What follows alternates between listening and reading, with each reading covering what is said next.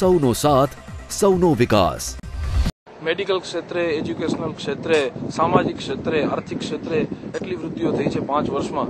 દેશની આર્થિક વૃદ્ધિ દર 9.2% છે, ત્યારે ગુજરાતનો આર્થિક વૃદ્ધિ દર 11.5% છે। 60 થી 70 હજાર કરોડના રોકાણની દરખાસ્તો કચ્છ જિલ્લામાં આવી ગઈ છે। એજ્યુકેશનલ રીતે જોવા જઈએ તો અત્યારે ભુજમાં ધ્વસ્ત થઈ ગયેલી પોલિટેકનિક તથા ધ્વસ્ત થઈ ગયેલી એન્જિનિયરિંગ કોલેજનું સારામાં સારી રીતે નિર્માણ થયું છે।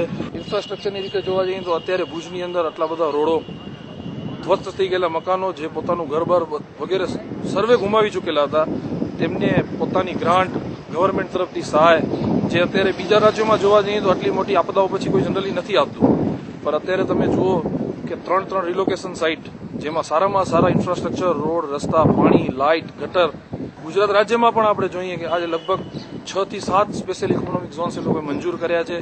એ મારા ખ્યાલથી બીજી કોઈ સરકાર આપી શકે એવી કોઈની અત્યારે તાકાત નથી। કહી શકીએ આપણે કે ભાઈ આ એક ગુજરાતનું ગૌરવ। સૌનો સાથ સૌનો વિકાસ।